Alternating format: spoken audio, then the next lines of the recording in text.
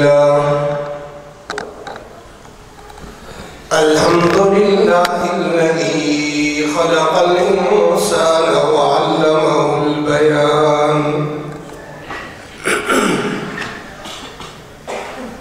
وأنزل على حبيبه محمدا المصطفى والمجتبى كتابه والفرقان الذي ميز بين الحق والباطل وفرق بين الكفر والإيمان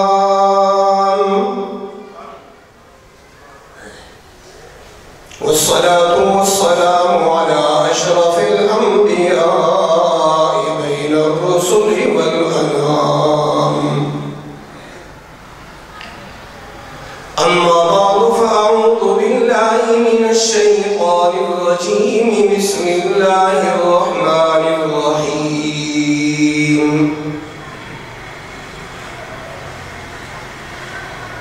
ثاني اثنين إذ هما في الغار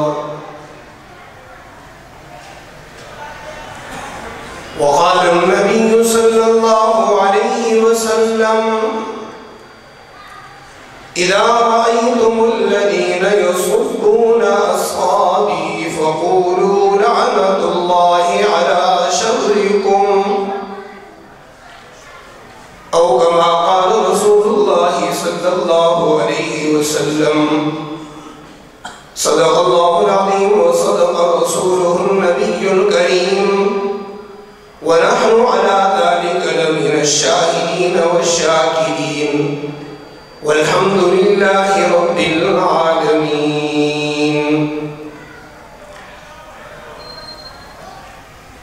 سامعین محترم، میرے انتہائی قابل صد احترام مسلمان بھائیوں اور دوستوں،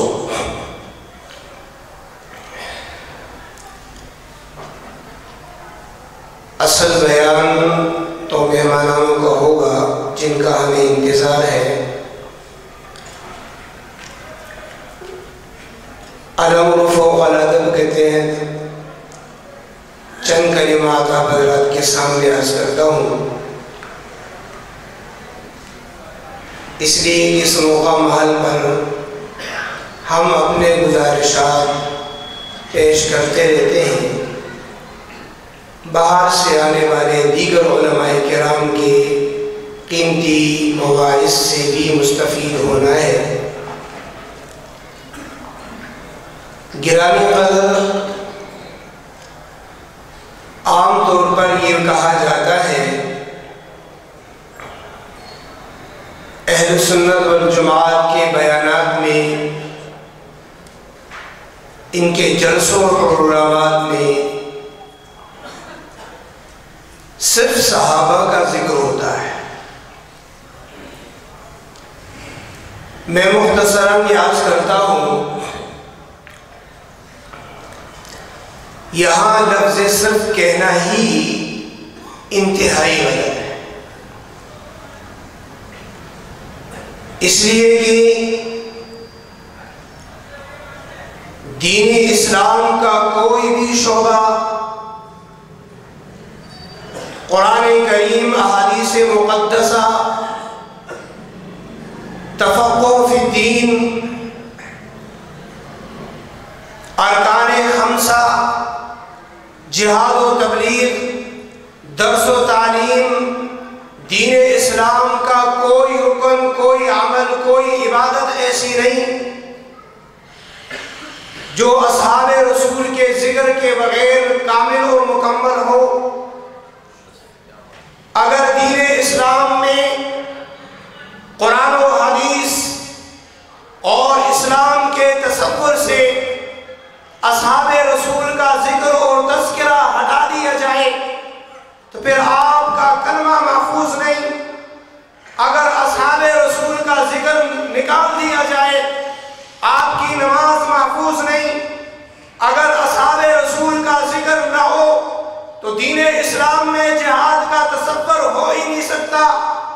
اگر اسلام میں اصحاب رسول کا نام و نشان نہ ہو تو پھر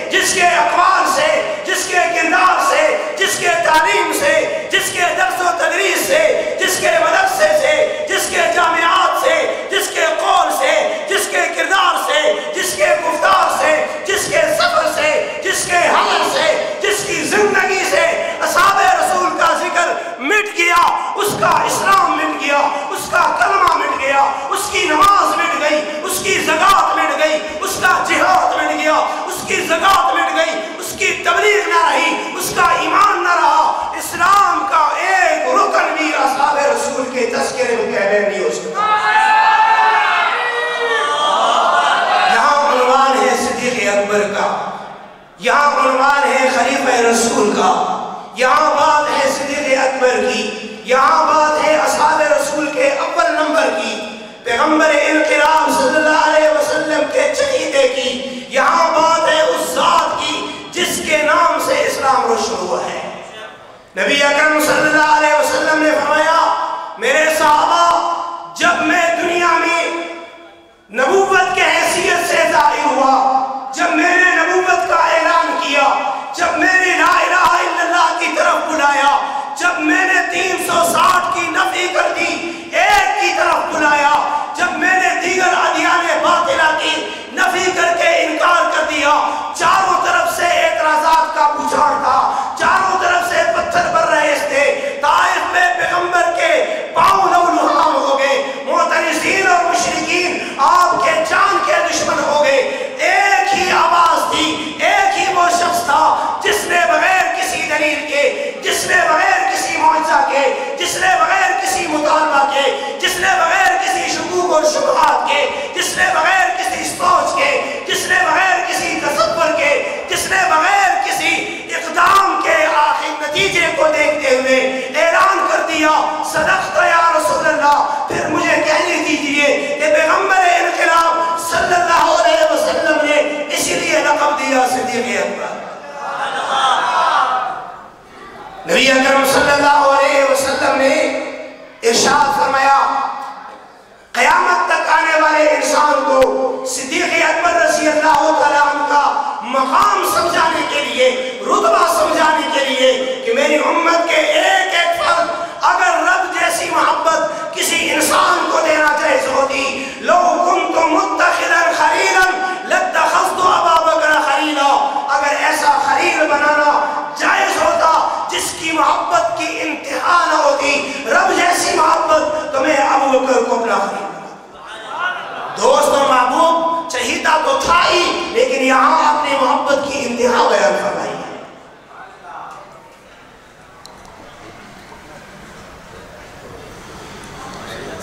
میں عرض کر رہا تھا کہ اسلام صحابہ کے نام سے قائم ہے، اور پھر اصحاب رسول میں صدیق اکبر رضی اللہ تعالیٰ عنہ جس نے پیغمبر صلی اللہ علیہ وسلم کے لیے جان مان لٹوا لیا۔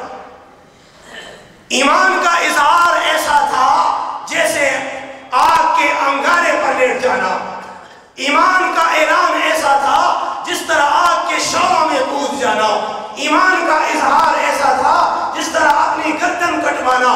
چاروں طرف سے جب مخالفت تھی، صدیق اکبر رضی اللہ عنہ کھڑے ہوئے اور آپ نے ایمان کا اعلان کر دیا، مخالفین مارنے کے لیے لپک کے بے ہوش ہو گئے، مار کھا کے اپنے گھر منتقل کیے گئے۔ ہوش آنے کے بعد ہر ایک کو اپنی جان کی فکر ہوتی ہے، جسم ڈولتا ہے، زخم کہاں لگے ہیں، بچ سکتا ہوں یا نہیں بچ سکتا، مجھے علاج کہاں سے کروانا ہے۔ لیکن قربان جاؤں صدیق اکبر پر جب ہوش میں آئے تو پوچھا آقا کا کیا حال ہے؟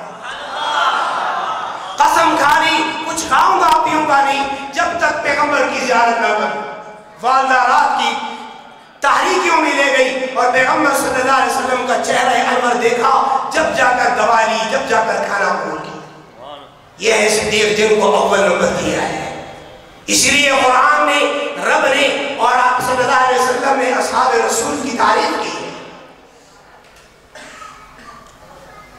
والذین معه أشداء على الكفار رحماء بينهم تراهم ركعا سجدا يبتغون فضلا من الله ورضوانا سيماهم في وجوههم من أثر السجود ذلك مثلهم في التوراة ومثلهم في الإنجيل۔ یہ بتانا چاہ رہا تھا کہ تعریف تو دنیا والے محبت کی وجہ سے بھی کرتے ہیں، لیکن وجود میں آنے کے بعد کرتے ہیں۔ کوئی پیدا ہوگا، کمال حاصل کرے گا، جوان بنے گا، کوئی کارکردگی دکھائے گا، کوئی بہت بڑا عالم بنے گا، کوئی مجاہد بنے گا، کسی ملک کی سلطنت سنبھالے گا، شاہ سوار بنے گا، جب تعریف ہوگی۔ لیکن رب نے اصحاب رسول کی تعریف دنیا میں آنے سے ہزاروں سال پہلے کر دی۔ ذالک مثلهم فی التوراۃ ومثلهم فی الانجیل۔ تو میں عرض کر رہا تھا کہ صدیق اکبر رضی اللہ عنہ ہوش میں آئے تو پہلے اپنے حبیب کا پوچھا ہے، جان کی ضرورت پڑی، جان نے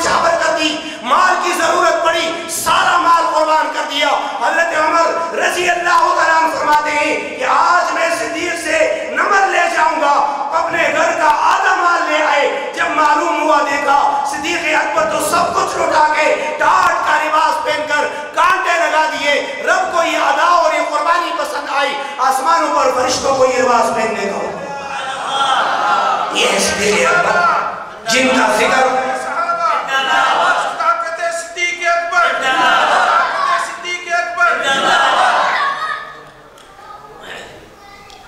اصحاب رسول اور قیامت تک آنے والا ہر انسان یہ چاہتا ہے کہ میں پیغمبر کی خدمت میں رہوں. آج ہم میں سے ہر ایک کی یہ تمنا ہے مکہ اور مدینہ کی گلیوں کی زیارت نصیب ہو, پیغمبر کے روزے کی زیارت نصیب ہو. میں سعودیہ جاؤں اور وہاں کی گلیوں کو دیکھ لوں, پیغمبر کے روزے کی زیارت کروں. اصحاب رسول میں سے ہر ایک یہی دیوانہ تھا کہ میں پیغمبر کے رخ انور کو دیکھوں, پیغمبر کا خادم بن جاؤں, میرا ذکر پیغمبر کے خدام میں ہو جائے. میں صدیق اکبر کے مقام کی جھلکی تمہیں دکھاتا ہوں. سارے صحابہ پیغمبر کی طرف دوڑ رہے ہیں, آ رہے ہیں, لیکن ہجرت کا موقع ہے. اصحاب رسول کوئی ہجرت کر چکا, کوئی نہیں کیا, کوئی مکہ میں ہے, کوئی مدینہ میں ہے. دشمنان اسلام نے پیغمبر کے گھر کا محاصرہ کیا ہوا ہے. مورخین لکھتے ہیں وَمِّئَةُ رِجَالٍ مِّن صَنَادِيدِ قُرَيْشٍ, قریش کے 100 بہادر آدمی ننگی تلواری لیے ہوئے پیغمبر کے گھر کا محاصرہ کیے ہوئے ہیں. آپ صلی اللہ علیہ وسلم گھر کے اندر ہیں, گھر سے نکلنا ہوگا تو دیکھتے ہیں کہاں جاتے ہیں, ہجرت کی ابتدا کیسے ہوتی ہے. آپ صلی اللہ علیہ وسلم گھر سے نکلے تو صدیق اکبر رضی اللہ تعالیٰ عنہ کے گھر روانہ ہوئے. وہاں جا کر صدیق کو ساتھ لیا. قیامت تک آنے والے کو معلوم ہو جائے کہ صدیق اور پیغمبر یوں ساتھ ہیں. آپ صلی اللہ علیہ وسلم اور صدیق اکبر رضی اللہ تعالیٰ عنہ روانہ ہوئے. مکہ کے بلند و بالا پہاڑ کے غار میں مشرکین سے تحفظ کے لیے ٹھکانہ لیا, پناہ لی. پاؤں کے نشان جاننے والے قافلہ شناس اجرت پر لیے گئے. مکہ کے وڈیرے اور سردار اس کو ساتھ لے کر تعاقب کے لیے چلے. اعلانات ہوئے کہ اگر زندہ پکڑ کے لائے تو بھی انعام, مردہ لے کے آئے معاذ اللہ تب بھی انعام. یہ پیچھا کرتے ہوئے غار کے منہ تک پہنچے. ابو بکر صدیق رضی اللہ تعالیٰ نے دیکھا دشمن غار کے منہ تک آ گیا ہے. رب نے غار کو محفوظ کیا تھا جاری تلوادی مکڑی سے, کبوتر نے انڈے دے دیے. تاریخ اس بات پر گواہ ہے, لیکن پاؤں نظر آ رہے ہیں. فرمایا اللہ کے رسول اگر یہ دشمن اپنے پاؤں کو دیکھیں تو ہم ان کو نظر آ جائیں گے. آپ صلی اللہ علیہ وسلم نے فرمایا میرے صدیق لا تحزن ان اللہ معنا. آپ غم کیوں کھاتے ہیں, ان اللہ معنا, ہمارا رب ہمارے ساتھ. نہیں سمجھیں, لا تحزن ان اللہ معنا. دنیا کا وہ بےمان, وہ کافر جو صدیق اکبر کی صداقت کا منکر, جو صدیق کی صحابیت کا منکر, جو صدیق کی طرف کفر کی نسبت کرے, جو صدیق کی طرف باقی کی نسبت کرے, جو صدیق کی طرف غاصب کی نسبت کرے, جو صدیق کی عزت پر ہاتھ ڈالے, جو گری ہوئی نگاہوں سے دیکھے. قرآن اعلان کر رہا ہے لا تحزن ان اللہ معنا, غم مت کھا اللہ ہمارے ساتھ ہے. جس کے ساتھ رب ہو اور جس کو پیغمبر کہے ان اللہ معنا, رب ہمارے ساتھ ہے, تو پیغمبر کے ساتھ کون ہوا؟ صدیق اکبر پیغمبر کے ساتھ ہوا ہے نہیں ہوا؟ اذ یقول لصاحبہ لا تحزن ان اللہ معنا. دو باتیں ہیں یہاں. آپ صلی اللہ علیہ وسلم کی نبوت کا انکار تو بے ایمان نہیں کر سکتا نا, کھلے عام نہیں کر سکتا, ورنہ لکھا ہے کہ جبرائیل امین کو خطا ہوئی, غلطی ہوئی, وہی حضرت علی کرم اللہ وجہہ کے پاس لانی تھی, بھول کے محمد کے پاس چلے گئے. انکار ہوا ہی نہیں ہوا, لیکن کھلے عام انکار نہیں کرتا. چلو کھلے عام نہ کرنے کو مانتے ہیں. یہاں قرآن میں یہ اعلان کس کی زبانی ہو رہا ہے؟ اذ یقول لصاحبہ لا تحزن ان اللہ معنا. جب پیغمبر انقلاب لصاحبہ اپنے ساتھی سے کہہ رہے تھے, کسے کہہ رہے تھے؟ اپنے ساتھی سے. ساتھی دشمن ہو سکتا ہے, ساتھی باغی ہو سکتا ہے, ساتھی کہیں خائن ہو سکتا ہے. پیغمبر کا ساتھی خائن کیسے ہو, پیغمبر کا ساتھی ظالم کیسے ہو, پیغمبر کا ساتھی غاصب کیسے ہو؟ قرآن نے اعلان کر دیا اذ یقول لصاحبہ لا تحزن ان اللہ معنا. پیغمبر نے صحابیت کو بھی ثابت کر دیا، پیغمبر نے خلافت بلا فصل کو بھی ثابت کر دیا، فرمایا رب ہمارے ساتھ ہے۔ اور خلافت بلا فصل اس سے بھی بڑھ کر واضح انداز میں نبی اکرم صلی اللہ علیہ وسلم کے ساتھ، پیغمبر انقلاب صلی اللہ علیہ وسلم کے ساتھ صدیق اکبر کی خلقتی معیت اور فطرتی طور پر یکسانیت زندگی اور موت کے عالم میں بھی پائی گئی ہے۔ آپ صلی اللہ علیہ وسلم جب دنیا سے پردہ فرما رہے تھے، سر کے درد اور بخار کی بیماری میں مبتلا ہوا۔ صدیق اکبر رضی اللہ تعالیٰ عنہ کو بھی یہی بیماری ہوئی، سر کا درد اور بخار کی بیماری میں مبتلا ہوئے۔ 2 ہفتے آپ کی طبیعت ٹھیک نہیں رہی، 2 ہفتے صدیق اکبر رضی اللہ تعالیٰ عنہ اسی بیماری میں مبتلا ہوئے۔ حضرت عائشہ رضی اللہ تعالیٰ عنہ فرماتی ہے، لما فتحت الخیبر اہدیت لرسول اللہ صلی اللہ علیہ وسلم شاۃ فیہا سم، خیبر کے فتح ہونے کے موقع پر پیغمبر کو بکری کا گوشت ہدیہ میں دیا گیا جس میں زہر ملایا گیا تھا۔ انتقال کے وقت آپ نے فرمایا، عائشہ میں اس زہر کا اثر محسوس کر رہا ہوں، رگیں اب ہری گویا کہ کٹ گئی ہے۔ امام حاکم شعبی سے روایت کرتے ہیں، فرماتے ہیں، فرمایا کہ میں کس طرح اس دنیا سے محبت کروں، کیف نتوقع هذه الدنیا الدنیہ، اس رذیل اور خسیس دنیا سے کیسے دل لگاؤں؟ فقط ثم رسول اللہ صلی اللہ علیہ وسلم ثم ابو بکر، کہ اس دنیا میں پیغمبر کو بھی زہر دیا گیا اور صدیق اکبر کو بھی زہر دیا۔ یکسانیت ہوئی یا نہیں؟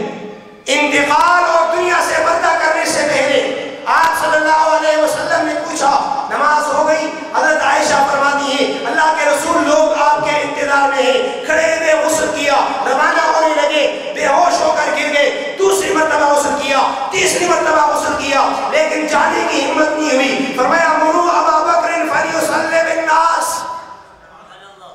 یہ کس دن کی بات ہے، کن ایام کی بات ہے جس کے بعد آپ صلی اللہ علیہ وسلم دنیا میں نہیں رہے؟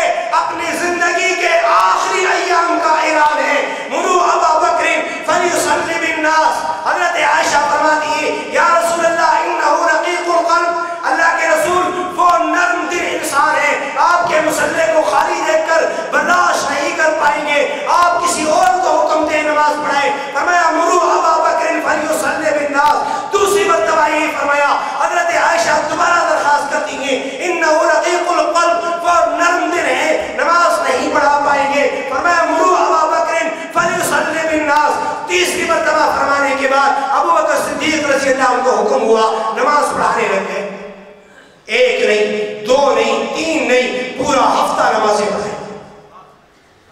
آپ صلی اللہ علیہ وسلم نے طبیعت میں خفت محسوس کی، تشریف لے گئے، محسوس ہوا کہ آپ صلی اللہ علیہ وسلم آ رہے ہیں، چاند طلوع ہو رہا ہے، نورانیت آ رہی ہے، پیغمبر کی طبیعت میں بہتری آ رہی ہے۔ آپ صلی اللہ علیہ وسلم آئے، صدیق اکبر پیچھے ہونے لگے، آپ نے اشارہ کیا اپنی جگہ کھڑے رہو، مصلی سنبھالے رہو۔ یہ کیا تھا؟ آپ اعلان کر رہے تھے کہ صدیق اکبر کو خلیفہ میں بنا رہا ہوں، صدیق اکبر میرے موجودگی میں اول نمبر خلافت کے حاصل کر چکے۔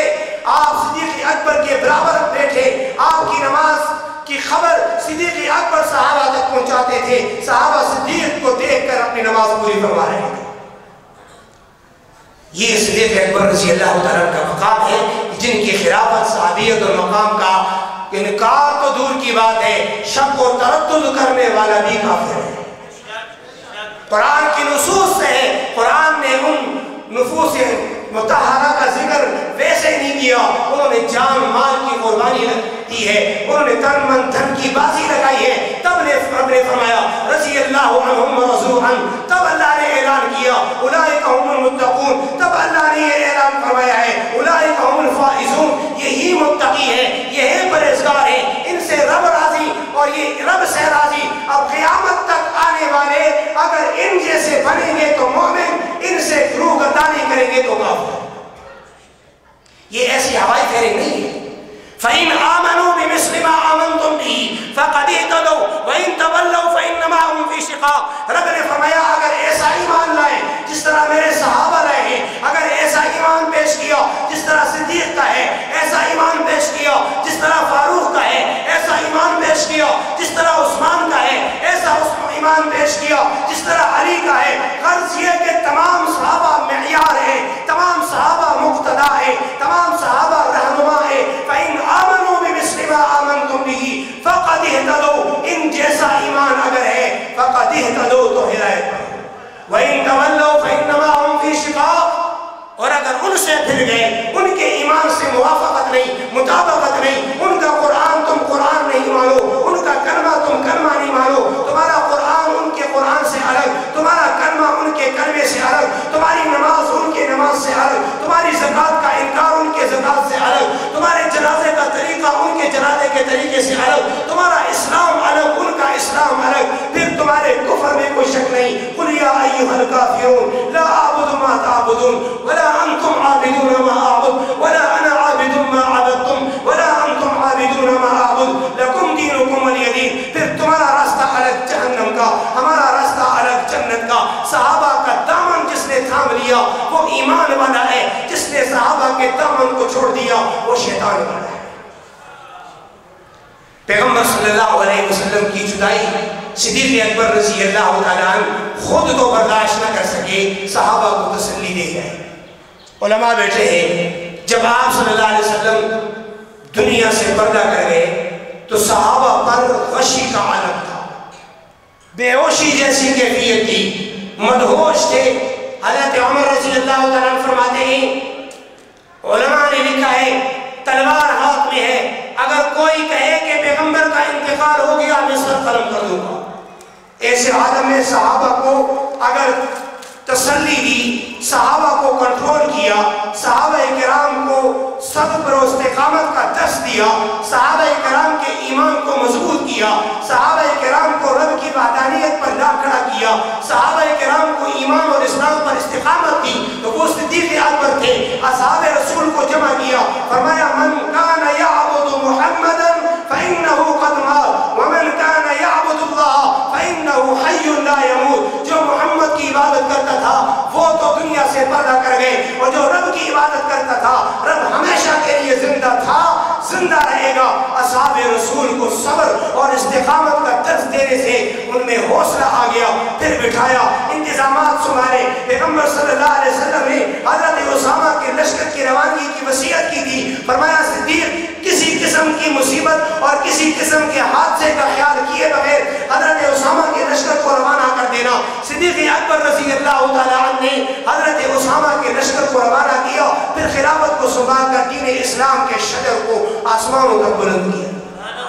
اور یہی آخری بات عرض کر رہا ہوں، جو وصیت پیغمبر نے حضور صلی اللہ علیہ وسلم نے صدیق اکبر کو کی تھی، وہی وصیت حضرت ابوبکر صدیق رضی اللہ تعالیٰ عنہ نے اپنے دنیا سے رخصت ہونے سے پہلے اصحاب رسول میں سے حضرت عمر کو کی۔ آپ کی طبیعت جب ناساز ہوئی، آپ نے حضرت عبد الرحمن ابن عوف رضی اللہ عنہ کو بلایا، فرمایا عمر کے بارے میں کیا کہتے ہو؟ عبد الرحمن ابن عوف فرماتے ہیں امیر المؤمنین عمر کے بارے میں جتنا خیال تمہارا ہے اس سے بڑھ کر میرا اچھا ہے۔ حضرت عثمان کو بلایا، عثمان فرماتے ہیں میں کچھ نہیں کہہ سکتا، کہا پھر بھی رائے تو پیش کرو۔ میں یہی کہہ سکتا ہوں، عثمان اعلان کرتے ہوئے کہہ رہے ہیں کہ عمر کا باطن ظاہر سے اچھا ہے۔ حضرت علی کو بلایا، انہوں نے گواہی دی۔ صحابہ کرام سے مشورے کی وجہ سے مدینہ میں یہ بات مشہور ہو گئی، خلافت حضرت عمر کو دی جا رہی ہے، حضرت عمر کی خلافت کا عہد نامہ لکھوایا جا رہا ہے۔ حضرت عثمان رضی اللہ تعالیٰ عنہ عہد نامہ لکھ رہے ہیں، عہد نامے میں یہ اعلان کر دیا میں اپنی خلافت حضرت عمر کو حوالے کرتا ہوں، فاتبعوہ، اس کی اتباع کرو، علیکم بسنتی و سنت الخلفاء الراشدین، تم پر میری اور خلفاء کی سنت لازم ہے۔ خلیفہ صدیق کو پیغمبر نے بنایا، پیغمبر نے خلیفہ عمر کو بنایا۔ صدیق صدیق صدیق دوست کا دوست دوست ہوتا ہے، دوست عمر صدیق کا تو عمر بھی پیغمبر کا دوست۔ بات یہ عرض کرنا چاہ رہا تھا، آخری لمحات میں حضرت صدیق اکبر رضی اللہ تعالیٰ نے حضرت عمر کو بلایا، فرمایا عمر میری جدائی کا غم اپنی جگہ، لیکن اسلام اشخاص پر قائم نہیں، اسلام کا کوئی حکم میری وجہ سے چھوٹ نہ پائے۔ عراق سے ایک سپہ سالار آیا تھا، مسلمانوں کے خلاف روم سے لشکر کشی کی خبر دی۔ ابو بکر صدیق رضی اللہ تعالیٰ نے فرمایا جس طرح میں نے پیغمبر کی جدائی کے موقع پر اسامہ کے لشکر کو روانہ کیا تھا، آج میرے